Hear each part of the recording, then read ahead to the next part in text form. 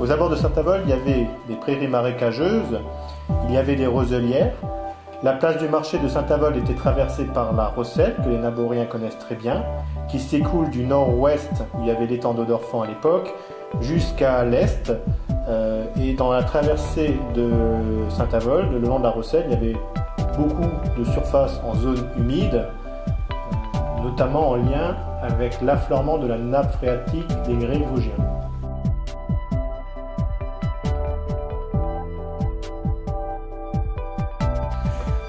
Donc faut s'imaginer en fait une grande éponge sous nos pieds, remplie d'eau, et dans les points bas, donc au fond des vallons des cours d'eau, simplement l'eau se libère et coule dans les fossés.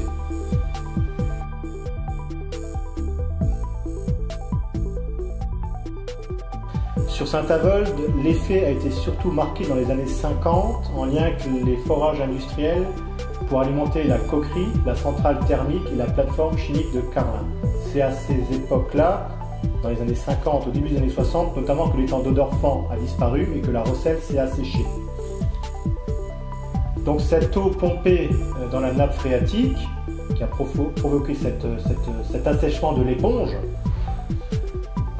était donc utilisée pour alimenter les industriels.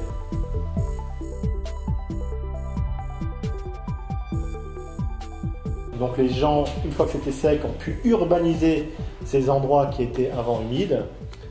Donc ça a perduré jusqu'au pic d'activité de la plateforme de Carlin, c'est-à-dire dans les années 2000. Donc depuis la chute de l'activité de la plateforme de Carlin, les volumes d'eau pompés sont beaucoup moins importants. On parle de 29 millions de mètres cubes à l'époque, on passerait dans des projections à 15 millions de mètres cubes an, voire 10 millions de mètres cubes an. Donc comme la nappe est moins sollicitée, de manière tout à fait naturelle, elle remonte et on risque de se retrouver avec la Rosselle qui coulerait à nouveau. Mais si elle coule à nouveau, ça veut dire qu'elle draine nouveau la nappe, ça veut dire que la nappe l'alimente nouveau directement, ça veut dire que les zones humides se sont recréées et donc des habitations pourraient potentiellement avoir les pieds dans l'eau.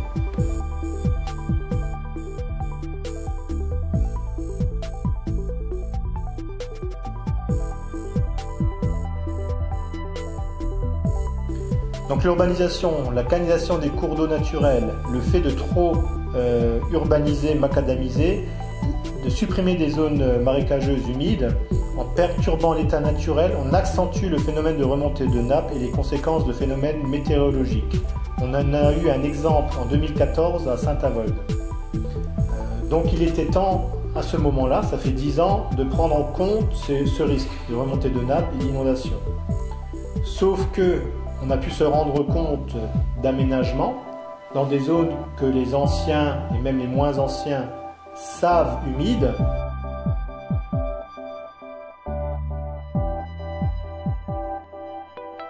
Un exemple qui est peu connu, mais quand le record a été déconstruit donc au début des années 2010, donc on est plutôt sur 2011-2012, la sous-préfecture de Forbach avait demandé à la commune de Saint-Avold d'en profiter pour réouvrir la Rosselle à cet endroit-là, mais la commune n'en a pas tenu compte.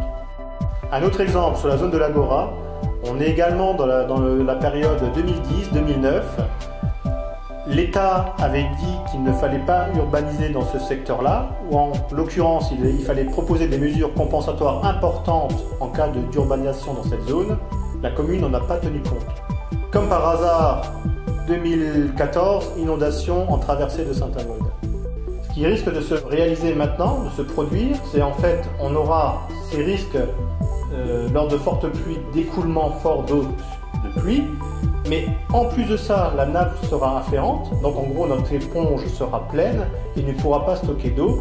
Donc il y aura deux phénomènes qui vont se coupler, les eaux superficielles qui vont arriver vers l'aval, la nappe qui va, entre guillemets, dégueuler, et donc on aura des grosses inondations potentiellement sur la ville de Saint-Avold en Allemagne.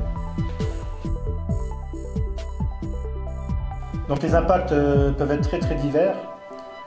Donc un impact fort sur la qualité de l'eau, puisque les réseaux d'assainissement risquent d'être inondés.